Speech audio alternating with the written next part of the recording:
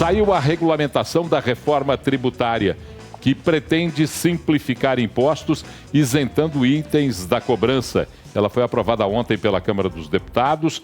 Arthur Lira fez um malabarismo, o texto chegou em cima da hora, os deputados analisaram de afogadilho e aí vem a aprovação, inclusive com a carne nossa de cada dia, com o imposto zerado fazendo parte da cesta básica, a cesta básica que vai ter imposto zero nos seus itens, uma cesta básica que a gente vai entender como é que funciona, porque a gente trouxe aqui Walter Lobato, que conhece tudo sobre esse assunto. A primeira pergunta, Walter, direto para você é o seguinte: esse arranjo dessa regulamentação da reforma tributária, na verdade, trará para a gente, mais do que a sensação, a evidência de que a nossa carga tributária vai ser menor, Walter?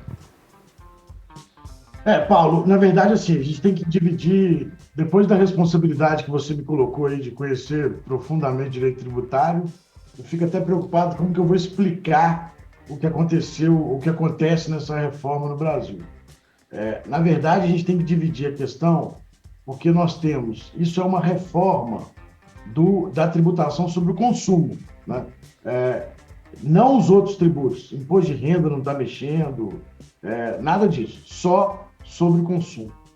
E aí foi aprovada uma emenda constitucional lá atrás, que em tese busca simplificar a tributação sobre o consumo. Ela iria pegar, ou vai pegar, 5 tributos, ICMS, ISS, IPI, PIS e COFINS, e substituir por 2 tributos que são iguais, que é uma contribuição para a União Federal, e o IBS, que tem que ser repartido entre municípios e estados. E um terceiro tributo, que é um imposto seletivo, que vai incidir sobre alguns poucos produtos. Então, a ideia básica é simplificar o sistema, começar a cobrar a arrecadação e ir para o destino, com isso você elimina a guerra fiscal e transformar esses tributos no chamado IVA, que é um tributo utilizado na maioria dos países pelo mundo, que visa tributar só o valor agregado e, portanto, ele estimularia a produtividade. Isso é em tese, é o que foi aprovado lá na emenda constitucional 132. Ontem, na Câmara, se votou a regulamentação dessa proposta, ou seja, como que essa proposta vai ser implementada, como que esses 3 tributos, CBS, IBS e imposto seletivo, vão ser implementados ao longo do tempo. E a partir daí foram feitas muitas exceções, regimes diferenciados, inclusive da cesta básica, zerando a alíquota, para tentar se chegar ali num acordo político. Houve, ou se tenta não aumentar a carga tributária como um todo, mas não teremos redução de carga tributária a priori. A ideia é travar para não aumentar. Agora, teremos sim um aumento bastante expressivo de carga tributária em alguns setores. A indústria, por exemplo, em tese, era mais sacrificada na tributação no Brasil. Tinha umas alíquotas maiores. Em tese, essas alíquotas agora diminuem e, por exemplo, o setor de serviços será muito tributado. Será tributado muito mais do que ele é hoje.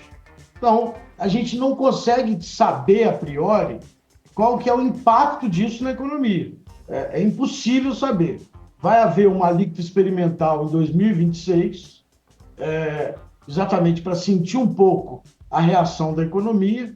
2027, a contribuição da União entra totalmente substituindo PIS e COFINS, e entre 2026 e 2032 se faz uma transição para acabar com o ICMS e o ISS e entrar, então, o IBS. Temos que analisar a coisa com muita calma. O período de transição até 2032, eu não tenho dúvida nenhuma que vai ser caótico, que a gente está incluindo mais 3 tributos, e a partir de 2033 teríamos que ver aí a reação da economia, como que se dará, porque ela é absolutamente imprecisa. Professor, doutor, boa noite, mais uma vez. Em que pese todas as facilidades, né, que são previstas em termos de arrecadação, de apuração, por parte das empresas, por parte dos contribuintes, e isso seja um ponto positivo, aliás, eu acho que talvez seja o grande ponto positivo dessa reforma tributária, a gente teve ao longo desses meses já uma desconfiguração quase que em grande parte, justamente com as desonerações, justamente com as inclusões, isso tudo que o senhor já explicou. Mas a grande dúvida que permanece, e é o grande receio, principalmente dos prefeitos, é com relação a uma ainda maior tributação, concentração de arrecadação e distribuição nas mãos do governo federal. O que os prefeitos e que os governadores gostariam é que isso ficasse a cargo dos municípios e dos estados. Ao que parece, aqui reside a minha dúvida, isso eu gostaria que o senhor falasse para a gente, de fato, procede essa reclamação, vai concentrar ainda mais poder na mão do ente federal e tirar dos municípios e estados? O que acontece, Ricardo, é que para administrar esse tributo, né, qual que foi a ideia pensada?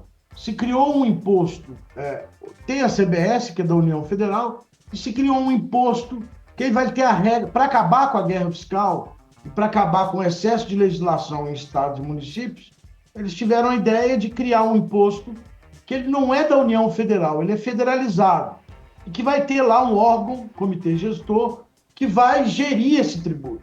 Sem dúvida nenhuma, esse órgão é o órgão de maior poder que eu já vi no texto constitucional. Ele vai ter poderes imensos, que vai se centralizar em Brasília, e, obviamente, com a concentração de poder, esse órgão terá uma força política muito forte, será disputado politicamente. Quem sou eu para entrar na seara política aqui diante da nossa querida professora Luciana? Mas ele será um órgão disputado, em que pese ocupado por nomeados, por burocratas, politicamente ele será um órgão muito disputado. E, com isso, concentrando o poder em Brasília. Estados nas suas assembleias legislativas, municípios com seus vereadores, perdem completamente poder de exercer política fiscal, de conceder benefícios, regimes especiais. Tudo isso acaba e fica tudo concentrado num único órgão, sediado em Brasília. E a tendência disso, de fato, é reduzir muito a autonomia, pelo menos na parte das receitas, de estados e municípios. Se promete manter a arrecadação até por 50 anos, mas em termos de poder, de exercício do poder, fica muito comprometido e temos, sem dúvida nenhuma, um novo federalismo que começa a ser desenhado. Eu costumo dizer aos meus alunos que foi aprovada a reforma, o sistema político trouxe essa reforma. A partir de agora, novos conceitos vão ser estudados. O próprio federalismo vai ter que ser reestudado diante da criação desse órgão que ninguém sabe direito como funcionará, mas que ele terá uma grande concentração de poder. Luciana. Walter, meu querido amigo, é até difícil a gente tecer qualquer comentário como especialista da estirpe de Walter Lobato aqui no programa hoje, viu, Paulo? Mas eu tenho duas colocações aqui para Walter. Primeira delas ele já comentou aqui que a expectativa dele é que esse período de transição seja um período caótico. Você realmente acha necessário esses 10, vamos colocar 10 anos, aproximados 10 anos, de vacácio legis para que a reforma seja implementada? Essa é a minha primeira pergunta. A segunda colocação que eu faço para você você não vê com bons olhos essa tentativa essa proposta, na verdade, de diminuição desse número excessivo de tributos que nós temos hoje e que a reforma se propõe a substituir por uma carga tributária menor ou por um número de impostos menor?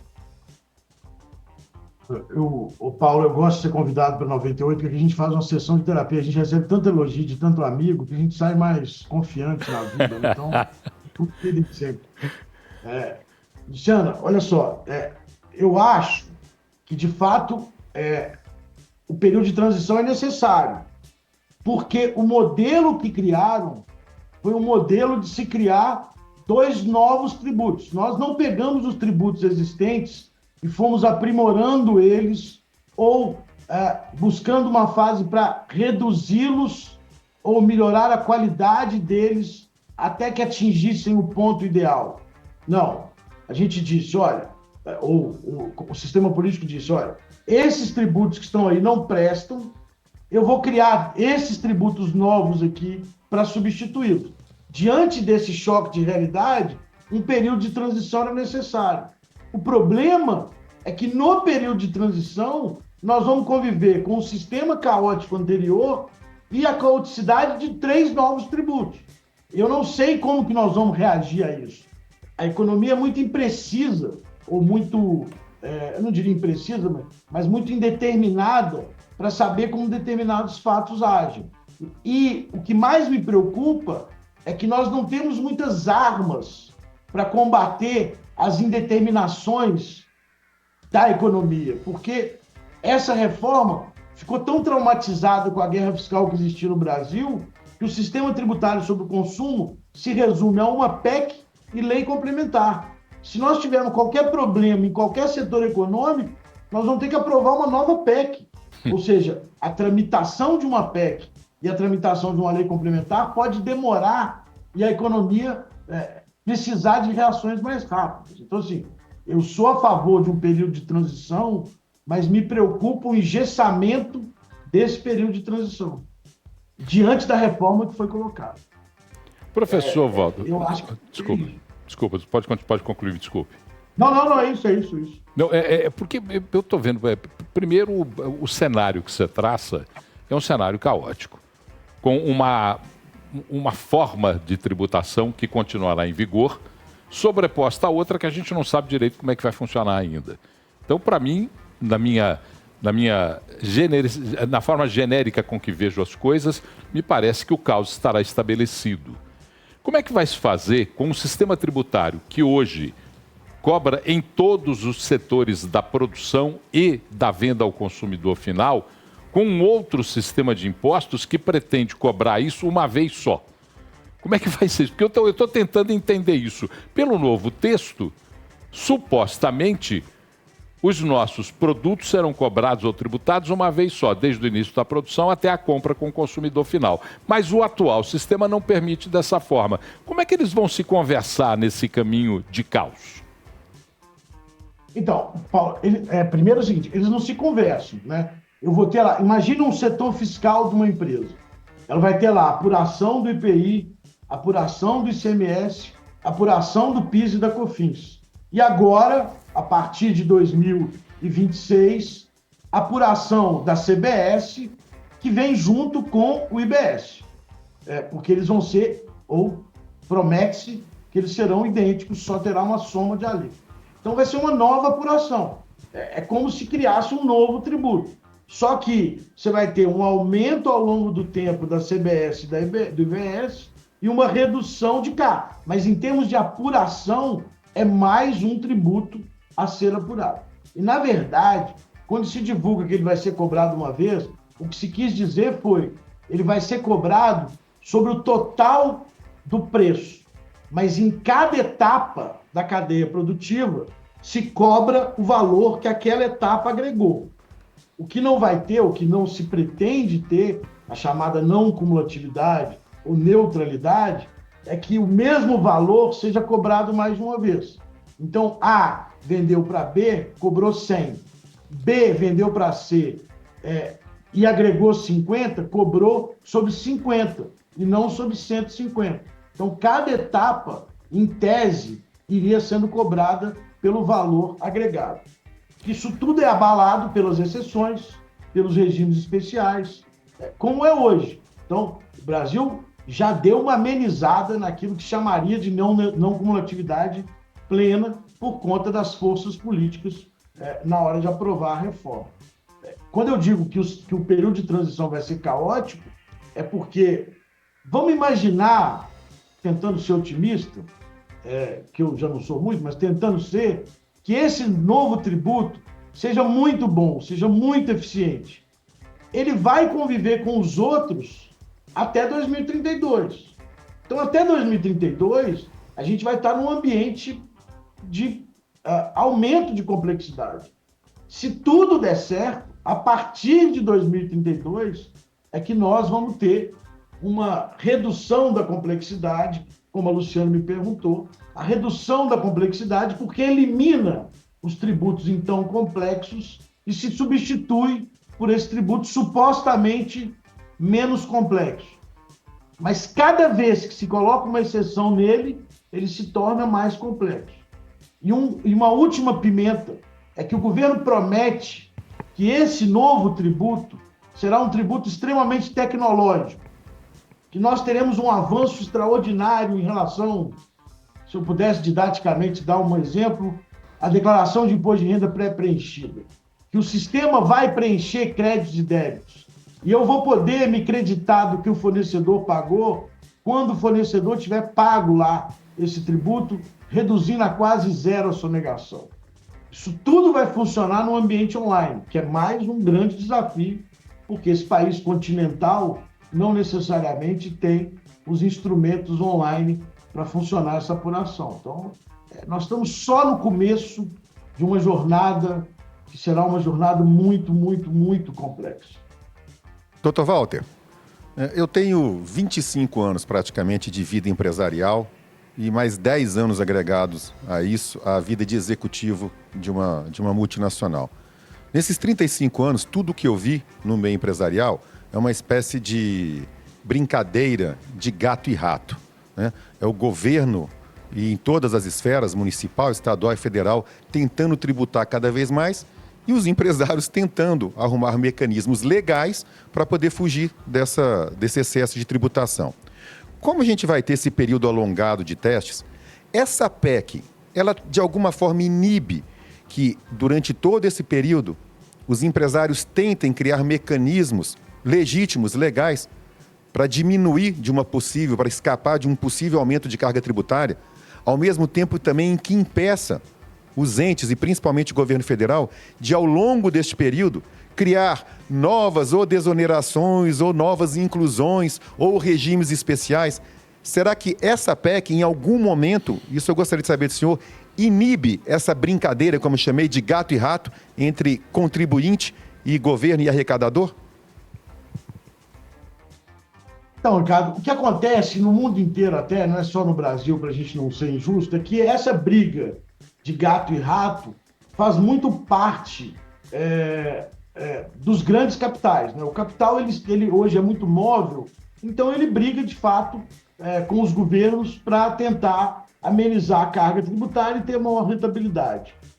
No Brasil, a gente tem uma peculiaridade a mais, que é uma relação de desconfiança mesmo entre fisco e contribuinte, em que um tem certeza que o outro passa o dia inteiro vendo como tributar de um lado e do outro como economizar tributo. Conceitualmente, essa nova forma que é o IBS tenta tecnologicamente cercar os problemas através disso que eu disse, ou seja, o crédito do comprador só existirá se comprovado o débito do vendedor, se comprovado que o vendedor pagou o tributo.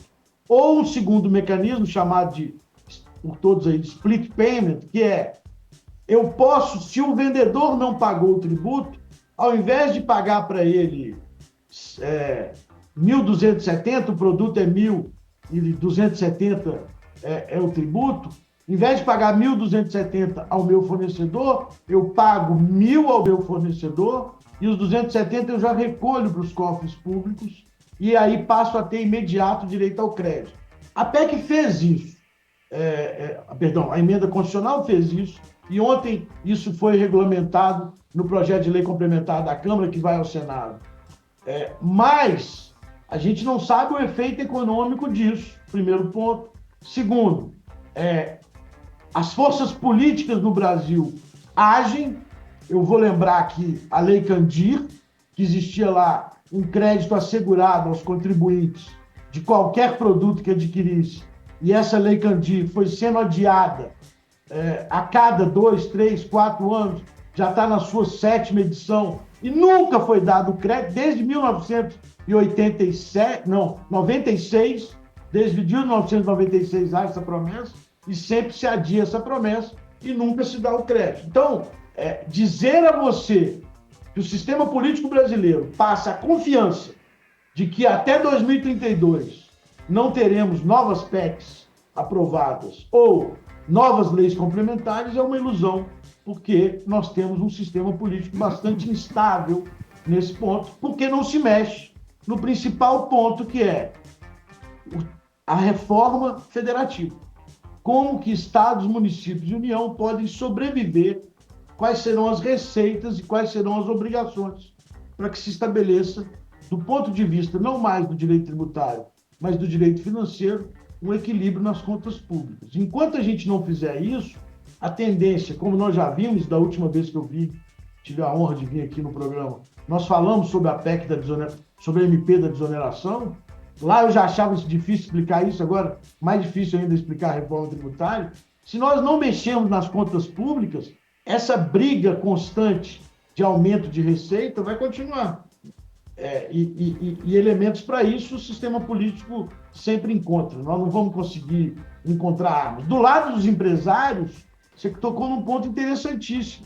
Eu tenho 31 anos de advocacia e de docência na área tributária, e todo o sistema econômico, toda a cadeia produtiva foi montada pensando no sistema então vigente.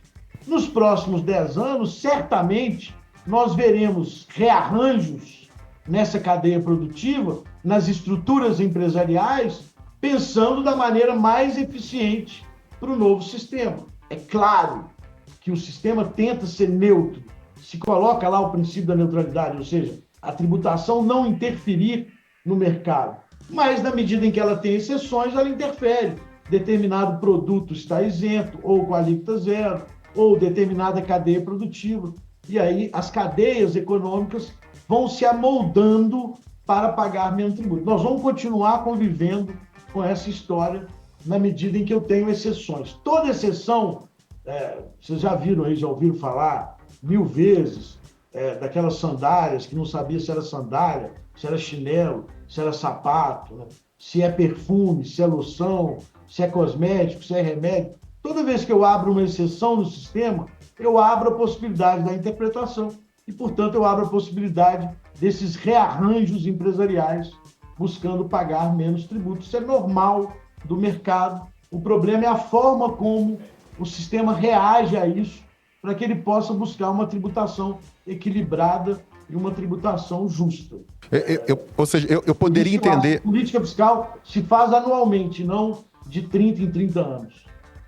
Eu poderia entender, assim, resumidamente, o que o senhor falou, como corremos o risco de daqui a 9 anos, quando terminar essa transição, a gente precisar de uma outra reforma, porque todo mundo tentou, de alguma forma, sempre dentro da lei, se beneficiar ou burlar todo esse sistema, tanto o arrecadador como o contribuinte? Sim, podemos ver, inclusive, por exemplo, como a gente vai ter uma alíquota de IVA muito alta, um crescimento da informalidade, podemos ver migrações de cadeias produtivas, podemos ver não funcionamento do sistema. Como eu disse, uma das premissas dessa PEC é que esse sistema de apuração altamente tecnológico funcione. Então, a gente vai ter muitos desafios pela frente. Eu tenho muito medo, em qualquer ramo do direito, de reformas brutais, estruturantes. Eu acho que a gente aprimora o sistema reformando ele constantemente. Porque no mundo de hoje, especialmente, em que as mudanças são instantâneas, a gente tem que ter a capacidade, o Estado tem que ter a capacidade de reagir o dia inteiro, o tempo todo também, para tentar acompanhar o fato, para tentar acompanhar a evolução tecnológica. Reformas estruturantes de 30 em 30 anos tendem a ficar defasadas muito rapidamente. Mas enfim, o desafio nosso hoje, então, é trazer esses 3 novos tributos, CBS, IBS e Imposto Seletivo, e despedirmos do ICMS, do IPI, do ISS, do PIS e da COFINS. Não será um momento fácil, assim, será bem difícil. Luciana, mais alguma pergunta? Diga. Fazer uma pergunta? Claro. Mais uma pergunta? Walter, assim, pelo que eu pude depreender das suas colocações, não vejo você muito otimista com a nossa reforma tributária. Não me corrija se eu estiver errada. Mas aqui, tentando procurar para nossa audiência, dar um outro olhar, você, na sua avaliação, essa nova legislação, ela não propicia uma justiça social e uma justiça tributária quando, por exemplo, ela prevê alíquota zero para a cesta básica, ela prevê o sistema de cashback para o pagamento de conta de água, de luz, porque esses são os pontos que eu vejo uns pontos benéficos para a população, inclusive a população de baixa renda. E eu gostaria de te ouvir, porque até então eu falei, nossa senhora, nós vamos passar aqui 8 anos no terror, na ansiedade. Então, o que acontece, Lu? Vamos dividir só um pouquinho, porque aí a gente pode deixar mais claro. Assim. Eu sou pessimista em 2 aspectos. Eu sou pessimista com o período de transição, que eu tenho muito medo dele, na medida em que a gente está acrescentando 2 ou 3 tributos novos, mas mantendo todo o sistema caótico anterior. Então, nesses 10 anos, 8 anos, eu tenho muito medo do que vai acontecer com a economia, e aí o segundo medo, a nossa incapacidade de reagir politicamente. A gente sempre teve um problema no sistema tributário, que é a nossa incapacidade de reagir aos erros e aos problemas que surgem. Então, o meu medo está muito centrado aí. Vamos imaginar que o período de transição passasse. Existem pontos positivos nessa reforma. Primeiro, ela acaba, supostamente, com a cumulatividade. Ou seja, esse negócio de quando chega naquele dia do consumidor lá, tem várias reportagens que dizem, esse computador aqui tem 50% de carga. Apesar da alíquota não ser essa, como vai cumulando em toda etapa da cadeia, ele chega para o consumidor com uma carga de 50%. O carro tem 40%. O vinho, não sei por que eu lembrei disso, tem 50%, 60%. Então, de fato, ele melhora a não cumulatividade, ele, em tese, melhora a neutralidade. Qual é o defeito desse ponto? Nós colocamos muitas exceções que foram necessárias na construção política da aprovação. Qual é a repercussão dessas exceções? Não sei. O segundo ponto positivo, ele acaba com a guerra fiscal. Por que ele acaba com a guerra fiscal? Porque como ele leva a tributação para o destino, não interessa onde a fábrica vai ser montada. Não interessa se o lugar onde vai ser montada a fábrica vai me dar 1.000 benefícios. Porque como a arrecadação vai para lá onde está o consumidor, acaba a guerra fiscal. E parece que é mais justo mesmo, porque quem tem capacidade contributiva é o consumidor, então tem que levar o tributo para onde ele está. Esse é um ponto positivo. O problema desse ponto é muito mais difícil cobrar no destino do que na origem. Na origem eu fiscalizo a fábrica. No destino, imagina uma distribuidora de bebida. Na origem eu fiscalizo a distribuidora. No destino, eu tenho que fiscalizar todos os bares e restaurantes. É muito mais difícil. Mas é um ponto positivo. Mas é um desafio cobrar. Então, eu tenho fim de guerra fiscal, eu tenho um pouco mais de neutralidade no sistema, eu tenho uma redução suposta da complexidade na medida em que estados e municípios não vão mais legislar. Mas eu tenho, além dessas complexidades que eu apontei, eu tenho um problema com redução do federalismo, porque, de fato, eu vou concentrar poder num conselho gestor, e tem um problema de eu não sei como vai reagir a economia diante dessa planificação de alíquotas. Como eu disse, o serviço eventual, que não está na exceção, que pagava aí 10%, 8%, passa a pagar 27%. Eu não sei como vai reagir. Do ponto de vista da justiça fiscal, que não era a intenção dessa reforma, prometem uma reforma sobre a renda, que essa sim fará efetiva a justiça fiscal, mas do ponto de vista da justiça fiscal, a gente tem sim algumas coisas muito interessantes que podem funcionar. Primeiro, existe uma cesta básica nacional cujas alíquotas foram zeradas, ou seja, não será cobrado sobre elas, sobre esses produtos de uma cesta básica nacional listada lá, não serão cobrados o IBS e a CBS, o que tende a reduzir o preço final ao consumidor. mas que eu preciso saber se isso vai acontecer na prática. Esse é um ponto que me parece positivo, porque é uma forma de exercer política pública.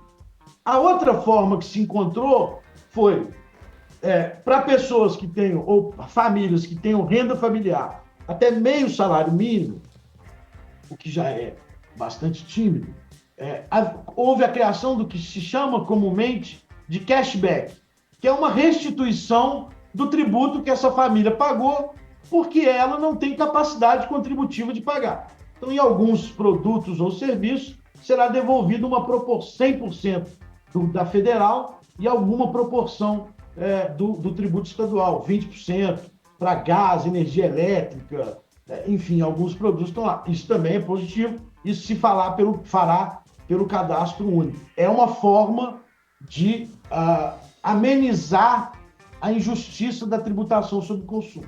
Então, ela traz elementos muito interessantes, a reforma.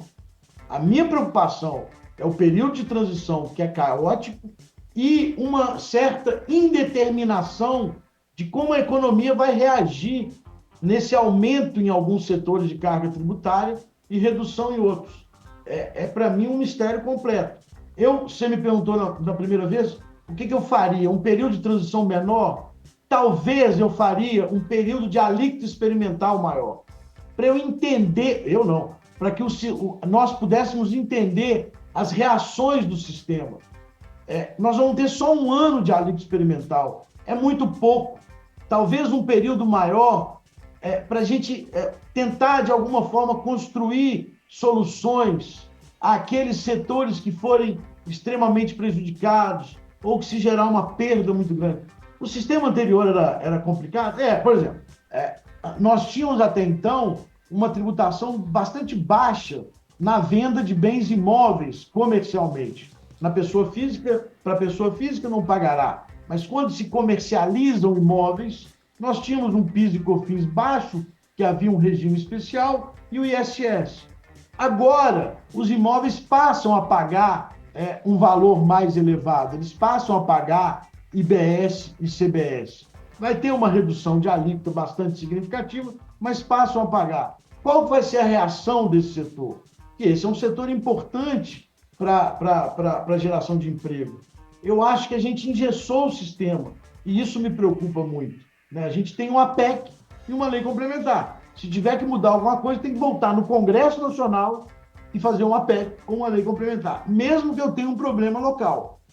Deus queira que não aconteça, mas numa eventual tragédia, num eventual estado, vai ter que o Congresso Nacional aprovar algo para socorrer na parte tributária aquele estado ou aquele município, porque ele não tem mais autonomia política para exercer política fiscal sobre a tributação sobre o consumo.